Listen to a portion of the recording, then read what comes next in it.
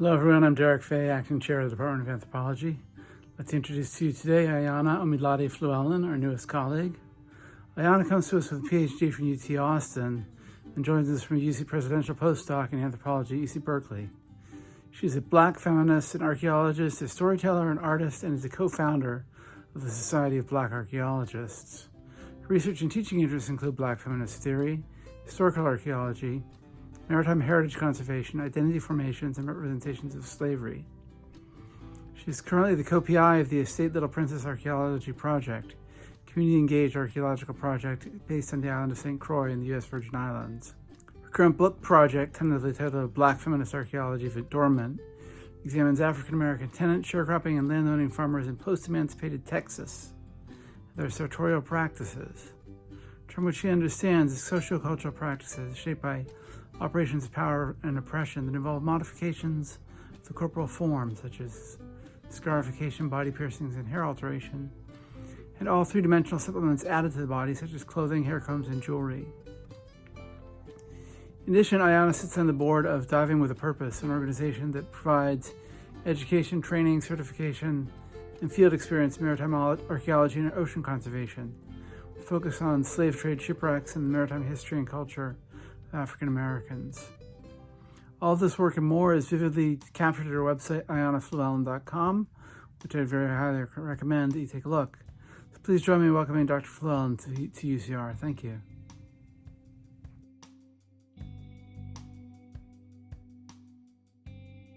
Hello, I'm Yani Min and chair of the art department. We do not have a new hire this year, but perhaps I can take this opportunity to mention our most recent addition to our faculty in 2018, and that would be Assistant Professor Anna Betbes.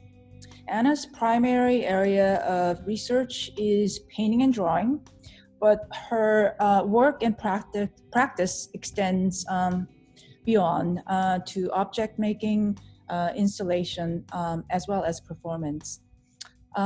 Since joining the department, she's quickly become a very active member, and we're thrilled to have her. Couple of highlights, upcoming highlights for our department. It's always particularly eventful and beneficial for our students when one of our faculty members have an exhibition at the UCR Arts in downtown Riverside. And we have 2 exhibitions planned in the coming year. First, will be a survey exhibition on the scale of a small retrospective of the works by Professor Brandon Latu. I believe this is scheduled sometime in spring. Initially, of course, planned for fall this quarter, but of course everything had to be rescheduled. And this exhibition will take place at the CMP, California Museum of Photography. The other upcoming exhibition is by Associate Professor Lynn Marsh. And that is also, and that'll be at the UCR Arts Culver Center, also scheduled sometime early 2021. Lynn is head of our video area, and her practice, as she puts it, is at the intersection of the moving image, installation, and performance. So please keep your ears open for announcements for these exhibitions, and I hope, fingers crossed, that we all get to visit in person. Have a good quarter.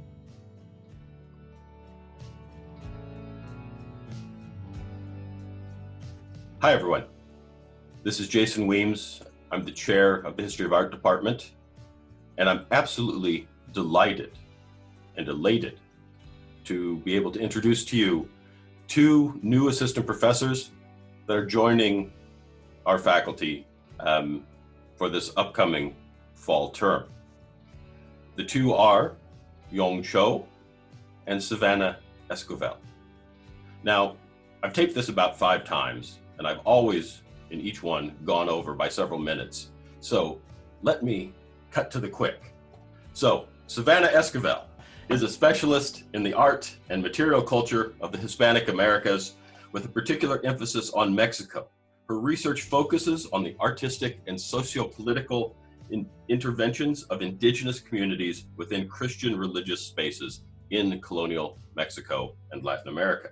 She is currently at work on a book-length project tentatively titled Unsettling the Spiritual Conquest, Indigenous Art and Agency in Mexico's Colonial Monasteries. Equally important, Savannah comes to us as part of a collaborative hire with the Huntington Institute, where she will spend 2 of her first 6 years in residence as a fellow. We expect great things from Savannah. We expect, frankly, great things from this collaboration with the Huntington as well. Our second new faculty member is Yong Cho. Yong is a specialist in the art and architecture of East Central Asia from the medieval to the early modern period. His research interests cover a broad range of topics, theories of cross-cultural contact, multiculturalism and multilingualism in the visual arts, and the visual and material cultures of mobile societies. His current book project, The Mongol Impact, Rebuilding the Arts System in Yuan, China, investigates a moment of major cultural transformation in the imperial court of China, when the Mongols, the tent-dwelling pastoral nomadic peoples of the North Asian steppe, became rulers of a world empire. Now, as one can get a sense, this is a tremendously engaging project by a tremendously, I hope you'll find, engaging scholar. And we anticipate here as well incredible interdisciplinary action and interaction on, by and through a scholar whose work on art touches so many other areas and categories of knowledge. So seeing that my time is almost up and soon to be running over, I simply want to thank you in advance for inviting these 2 new dynamic young scholars into our intellectual community. And I hope that the next time you see them, which of course will certainly almost be in a Zoom meeting, that you'll make a point in the chat to say hello and to ask them about their work. I'm sure that as they meet you, they will do the same. Thank you so much.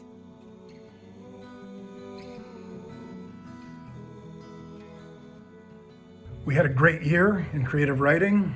Our faculty included a finalist for the National Book Award for Fiction, a winner of the Arab American Book Award, finalist for the Kirkus Prize in Fiction, finalist for the California Book Award, on the long list for the Aspen Works Literary Prize, the long list for the Grand Prix de Littérature Américaine, named Best Fiction of 2019 from Kirkus Reviews, NPR, Time, Variety, Minneapolis Star-Tribune, Washington Post, named Great Immigrant, Great American from the Carnegie Corporation, won the Simpson Joyce Carol Oates Literary Prize, had books published not just in the US, but in the UK, France, Germany, the Netherlands, China, Italy, Iran, Romania, the Middle East, and North Africa.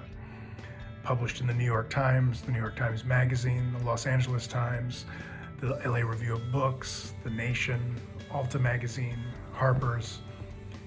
And all of that was actually just Layla Lalami. But the rest of our faculty has also been very productive and very lauded for their work. Allison Bennis-White published a new volume of poetry. John Jennings, collection of interviews in the University of Mississippi Press. Sarah Borjas won the American Book Award. Steve Erickson saw his novel Zero film into film with James Franco. I published Born Slippy, a novel, and a book titled Aimlessness for Columbia University Press, and continue to publish the LA Review of Books, the Quarterly Journal, the LARB Radio Hour, and produce the Summer Publishing Workshop designed to diversify the publishing industry. Jasmin Smith, the recent MFA, is a finalist for the National Poetry Series. Former students Daniel Mazzacane and Keenan Norris publish op-eds in the LA Times, and a dozen students and former students published in the LA Review of Books.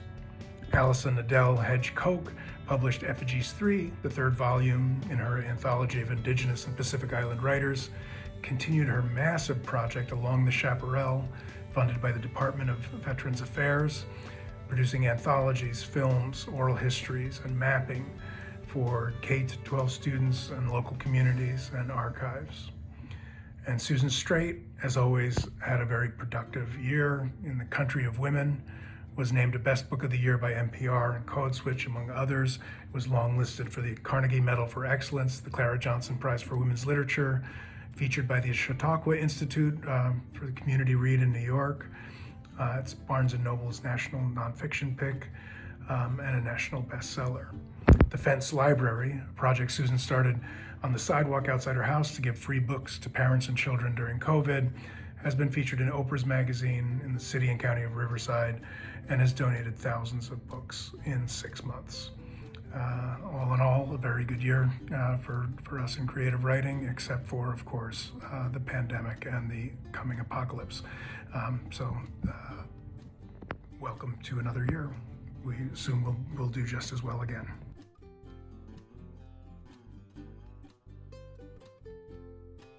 Good afternoon. It's my pleasure and privilege to welcome 3 new colleagues to the English department, 3 remarkable scholars whom we are extremely fortunate to have joining us in these times. Courtney Baker actually joined the English department last fall, 2019, from Occidental College, where she was chair and co-founder of the Black Studies program and associate professor of American Studies. But she promptly earned a prestigious fellowship at Emory University, and so is joining us effectively this quarter after a productive year in Atlanta.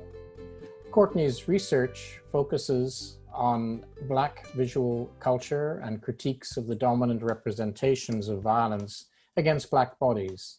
She's the author of Humane Insight, looking at images of African American suffering and death, and is currently working on a new book, which is entitled The Tyranny of Realism, 21st Century Blackness and the Ends of Cinema.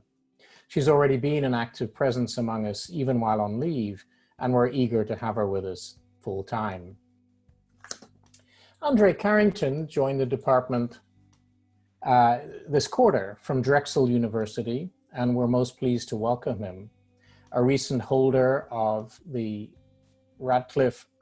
Beatrice Shepard Blaine Fellowship at the Radcliffe Institute for Advanced Study at Harvard, he's already made a significant impact, and his breakthrough work in science fiction studies draws on UCR's important Eaton collection and makes him a wonderful fit here. He's the author of Speculative Blackness, The Future of Race in Science Fiction from 2016, and a leading scholar of Afrofuturism. The topic of his current book project is Black speculative cultures, including comic books.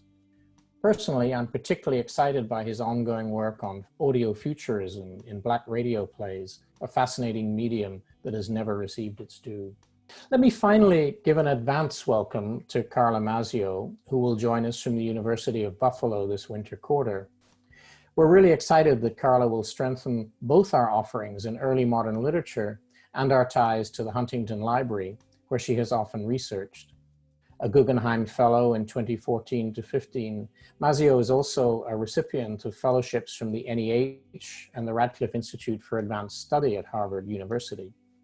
Her first monograph, The Inarticulate Renaissance, Language Trouble in an Age of Eloquence, won the Roland H. Bainton Book Prize from the 16th Century Society. And Carla has co-edited a staggering number of important volumes on Renaissance literature. She's currently completing a new study, The Trouble with Numbers, the Drama of Mathematics in the Age of Shakespeare.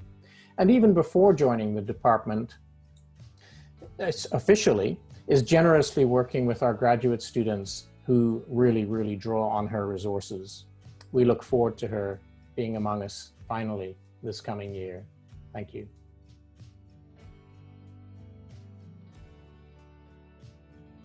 And it's my pleasure to introduce Ugo Troiano, our newest associate professor in the Department of Economics. Ugo came to us from Italy, where he began studying economics at Bocconi. This led him to Harvard, where he earned his PhD, and the University of Michigan, where he was an assistant professor. Ugo's expertise lies at the intersection of empirical public economics and applied political economy.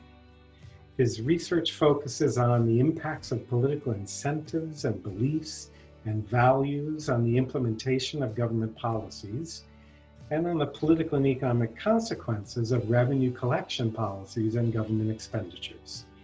He has made a name for himself bringing political economy insights into these core topics in public economics. Ugo works on some really interesting topics, and so let me highlight a few just to give you a sense of his work. Ugo has studied how a large anti-tax evasion program in Italy affected the incumbent's chances of re-election, how fiscal rules matter more if mayors can be re-elected since they need to cater more to voters, or if the voters are older since they are hurt less by gut finance, how social capital improves institutional performance through political accountability, whether and how shaming penalties work to improve tax enforcement, how the political and economic outcomes differ when a woman wins in close elections between male and female mayoral candidates in Brazil, why some countries mandate a longer maternity leave than others, and how in Italy young mayors behave differently from old mayors, responding to differences in their political incentives.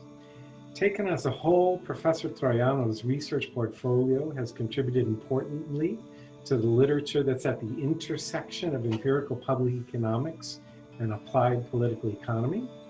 His research has attracted attention from the media as well, having been covered by the New York Times, NPR, Vox EU, and others. He has also been a faculty research fellow at the esteemed National Bureau of Economic Research. In sum, it is my pleasure to welcome Ugo Troiano to CHASS, to UCR, and to the Department of Economics. Thank you very much.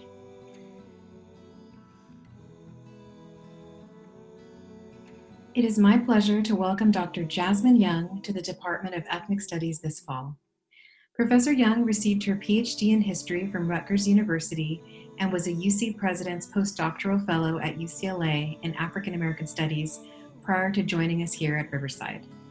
Her research interests are in Black history, women's intellectual history and activism, and Black radicalism. Professor Young is currently developing a book manuscript titled Black Women with Guns: Armed Resistance in the Black Freedom Struggle. This work fundamentally rethinks the history of the Black freedom movement by placing Black women's armed activity at the center of civil rights and Black power movements. Welcome, Jasmin.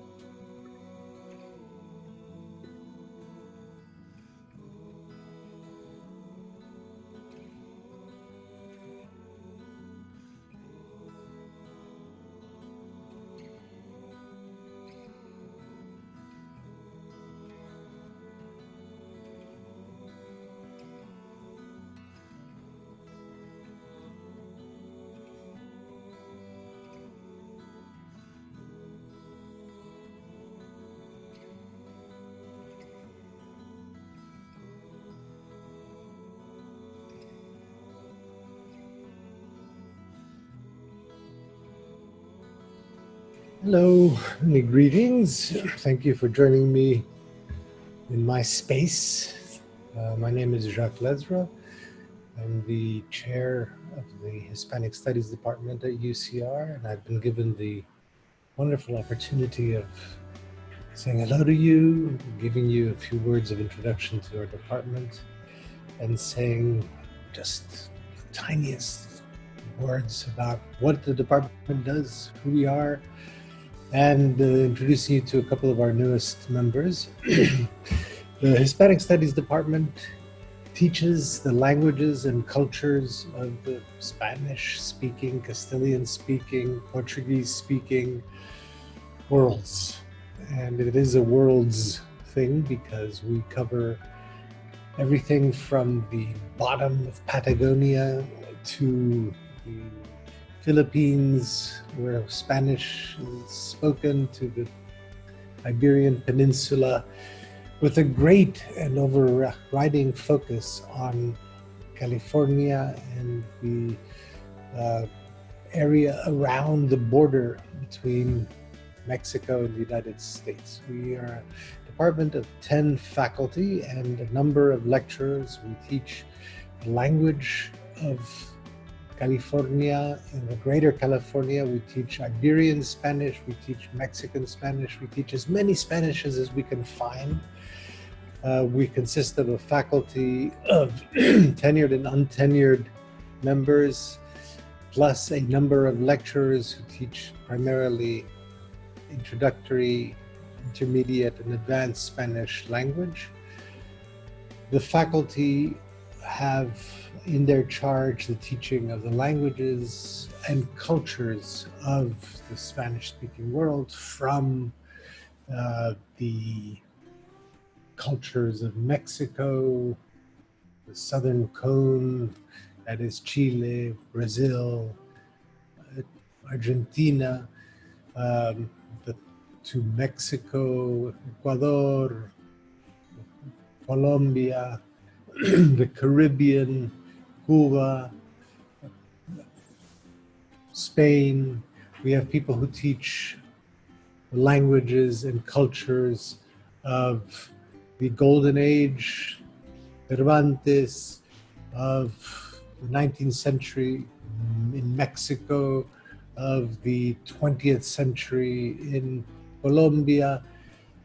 And we have any number of people who teach LGBTQI, cinema, objects, how cultures transport ideas from one place to another place, how things happen, how we can make things happen linguistically, how we can learn how to maneuver societies, how we can learn to maneuver in societies, ways that we can make things persuasive, ways that we can make things happen or not happen, ways that we can understand when we're being manipulated, ways that we can understand how ideologies function and dysfunction in marketing, in spaces that we control, that control us.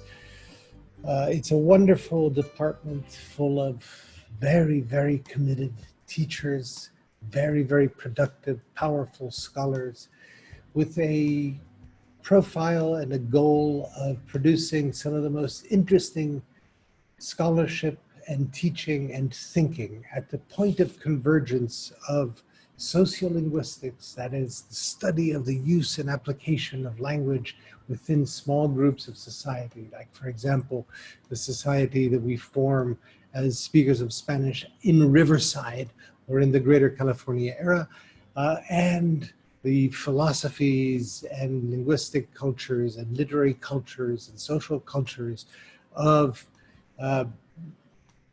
the greater tradition of thinkers and speakers in Spanish.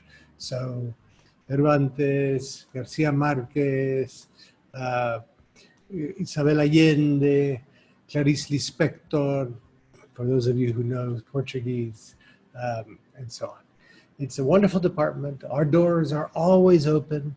We greet this year 2 wonderful new faculty members, Linda Lemus, who is the Director of Language Instruction and who has in her charge this enormous number of courses that run from introductory Spanish to advanced Spanish, and she's going to help us redo the curriculum and bring it into consonance with the most advanced and powerful forms of sociolinguistic thinking in the country.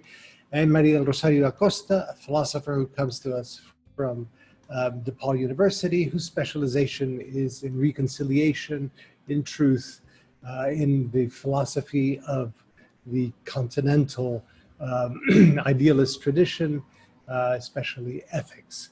So we are now a group of about 10 faculty, a number of lecturers. All of us tenemos las puertas abiertas. Los esperamos. Venid. Vamos a hacer juntos un gran proyecto. Come. We're waiting for you.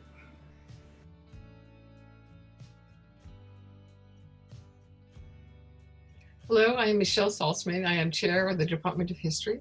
and I'm here to welcome our newest colleague in the Department of History, Dr. Jorge Leal. He's a cultural and urban historian, and his research looks at how transnational youth cultures have reshaped Southern California Latino, Latina, Latinx communities in the late 20th century.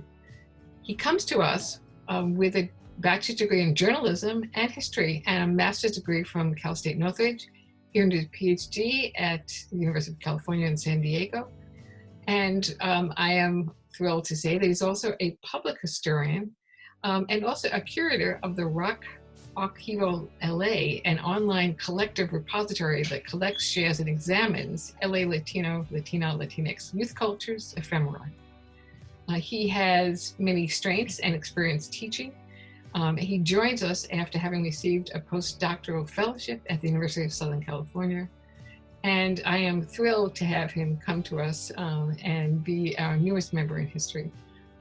Indeed, join me in welcoming him with great enthusiasm.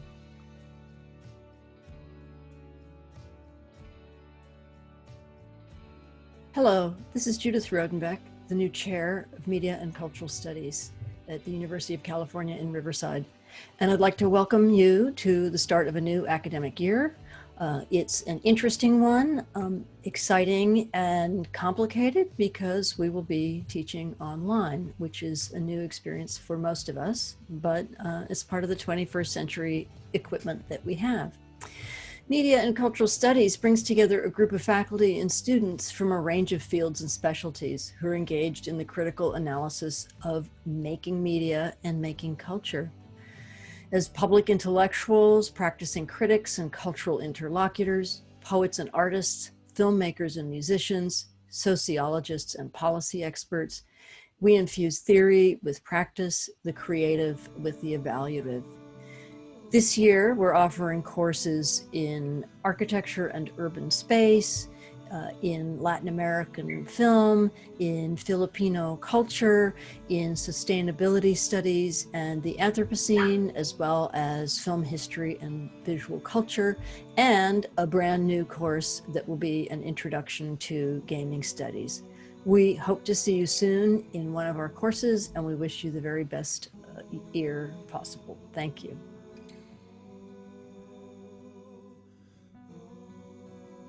We are very proud to have Dana Kaufman with us in the music department. During the past years, she was incredibly active, having her works performed across the US and Europe, and also receiving a number of prestigious awards and giving several talks and lectures. Her music, particularly her songs and operas, advocate for social justice and gender equality, exploring new expressive and technical possibilities and giving a new relevance to these ancient art forms. Her work, Opera Kardashian, made a great impression 2 years ago at a special reading session in New York. This was followed by performance of excerpts in different venues in the US. With one of its roles cast for a trans singer, this work has been discussed and reviewed in such important cultural venues as I Care If You Listen, Opera Wire, New Music USA, and Escaping magazine. Now, Dana is not a newcomer. She joined the composition faculty 2 years ago as a visiting assistant professor. After a competitive international search, she was selected as our new tenure-track assistant professor. During these 2 years, Dana introduced the concept of micro-opera to our composition students, encouraging them into the composition of their own very short opera and working with them during the whole process. These works were then staged by professional singers at two concerts produced here at the Arts Performance Lab.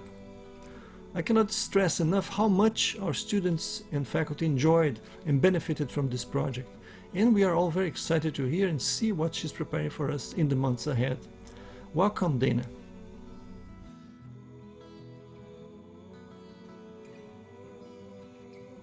Hi, everyone. I'm Andy Reith, Chair of Philosophy at UCR. I very much hope that a year from now we will be doing this in person. Having a glass of wine by yourself in front of your computer screen is just not the same thing as doing it in person with colleagues. I have one new colleague to introduce, Sasha Newton. We hired Sasha during the 18-19 academic year, and she spent this 19-20 on fellowship, so she will be joining our faculty and teaching for the first time this fall. Sasha did her undergraduate work at the University of Tübingen in Germany. She got her PhD from the University of Pittsburgh in 2010, and then taught for 3 or 4 years, I'm not sure which, at the University of Leipzig, also in Germany. And she moved from there to the University of Illinois at Urbana-Champaign. She will be joining us at UCR with tenure. Sasha's areas are Kant and post-Kantian German idealism, Hegel, Heidegger, some phenomenology. The focus of her research has been Kant's theoretical philosophy, his philosophy of logic, and his account of self-consciousness. We're very lucky to be having her joining our program. She works in areas that are central to a part of our graduate program, and she brings both range and depth to our program.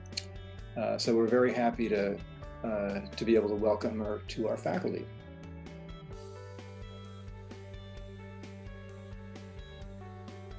Hi, I'm John Medeiros, and I'm the chair of the Department of Political Science. And I would like to welcome our newest faculty member, Diogo Ferrari.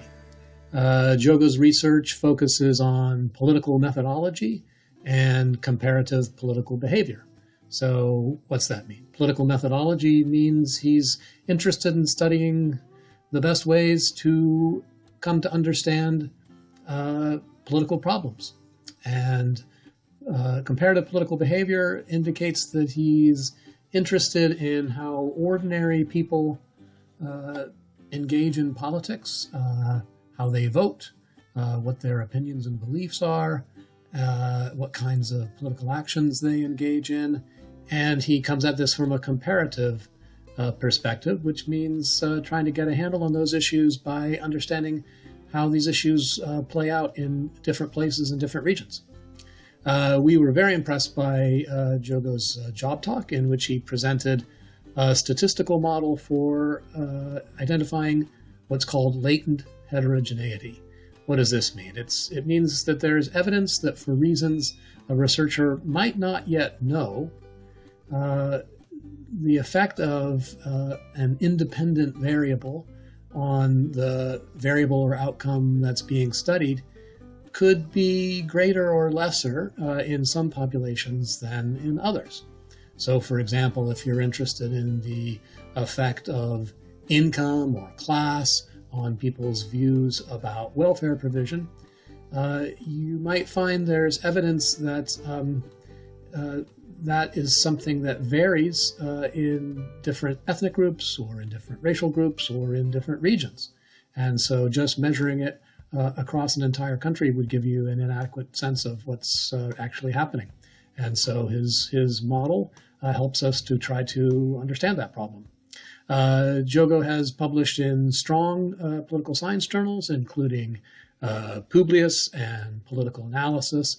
And we're really confident that not only is he going to do great research, but he's also going to contribute very strongly to the teaching and training of both our undergraduates and our graduate students in an increasingly competitive job market. So we're just more than delighted to be welcoming Diogo Ferrari. Thanks.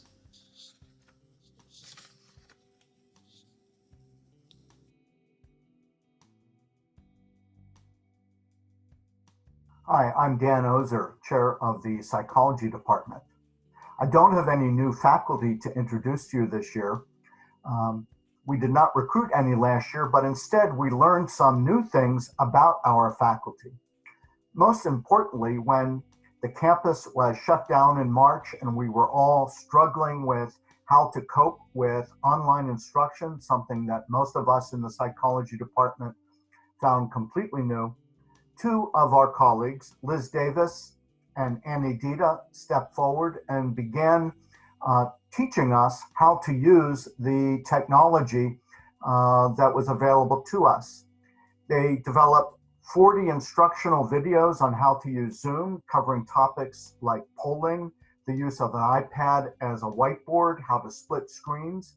Some of these videos have been viewed thousands of times, and I don't know how our department would have gotten through the transition to online teaching without them. So I just want to give a big thank you to them and to point out They're special talents which we weren't aware of when we hired them. But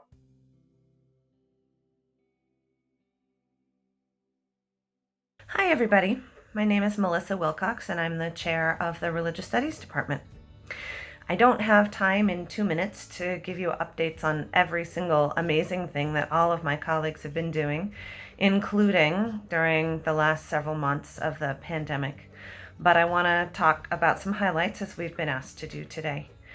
So, although we don't have a new ladder rank faculty member, we are absolutely thrilled to have our department's first Chancellor's Postdoctoral Fellowship. Shaheen Achikos comes to us from the University of Michigan, where they just completed their doctorate. Their dissertation work was on the transnational circulation of the concept of transgender, and I'm going to read off of their application for the Chancellor's Postdoctoral Fellowship to give you a sense for the complexity and importance of their postdoctoral fellowship project. So Shaheen writes, "My research project brings together transgender studies, queer theory, and Islamic studies to analyze the centrality of Black eunuchs to an understanding of gender as mutable within the Red Sea slave trade. I intend to read medical documents, religious texts, biographical writings, and travel journals written on the Black eunuchs of the Ottoman Empire to discuss not only the overlapping of race and gender in the imperial construction of the human, but also how the shifting religious discourse enabled and disabled the multiple manifestations of that construction across time and space." So as you can tell already, this is such an exciting project, and we're so thrilled to have Shaheen be a part of our department as a postdoc. We only wish that it were happening under better times when we could all welcome them in person. Michael Alexander and Amanda Lucia both have books that are primed to drop. Advanced copies have already gone out, and they will be participating in the conversations that CIS is supporting this fall. So keep an eye out for that. Both of these books are groundbreaking, stunning, fantastic. The reviews have been off the charts. Really exciting work. Matt King, too. I don't know what it is about COVID and books, and I don't know how these people have done it, but Matt King has a manuscript that is submitted and under review. Really great stuff forthcoming from our department.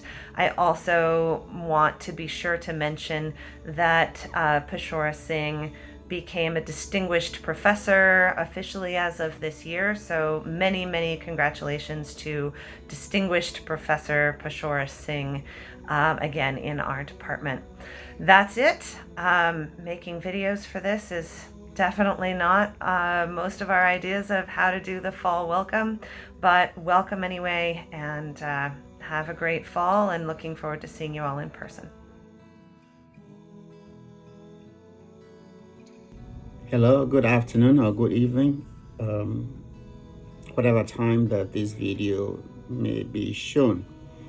My name is Augustine Bosowa, Chair of the Sociology Department at UC Riverside.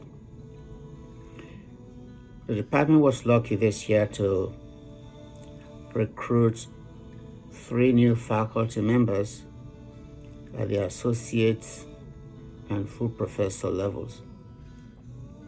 So I will introduce each one of them in absentia due to the pandemic. The first is Dr. Wei Zhao. He got his PhD from Duke University, but he comes to us from the University of North Carolina at Charlotte, where he was Associate Professor of Sociology and also Associate Professor of Organizational Science. Dr. Zhao has interests and specializations in organizational sociology, economic sociology, globalization and development, and China's political economy. He also does research in the area of forest fires, why forest fires occur, and mitigation efforts that are used by firefighters to conquer or bring a stop to forest fires. He has actually written a grant recently that aims to better understand why fires grow so widely in Northern California. His arrival is very, very timely in view of the tremendous fires that are raging in the state. In the department, Dr. Zhao serves on the Graduate Affairs Committee and a couple of other committees. So we're very, very happy to have him. The second faculty member is Dr. Rob Clark. Dr. Clark earned a PhD in sociology at Indiana University in Bloomington. And he comes to us from the Department of Sociology at the University of Oklahoma as associate professor. Dr. Clark's interests are in international development, democracy and human rights, health and welfare, as well as culture and fusion. He also has substantial interest in the sociology of sports and competition. He likes to study the competitive nature of Americans, especially as exhibited in sports. He's already created one course, Sociology 124, that the department is trying to have approved for next year. In the department, he serves on the committee, Political Economy and Global Social Change, as well as on the Undergraduate Affairs Committee. So again, the department is very welcome and lucky to have him. The third faculty member is Dr. Amy Kroska. She earned a PhD in sociology at Indiana University in Bloomington. She comes to UC Riverside from the Department of Sociology at the University of Oklahoma, where she has been full professor since 2015. Dr. Kroska's research interests are in social psychology, medical sociology, mental health, and family.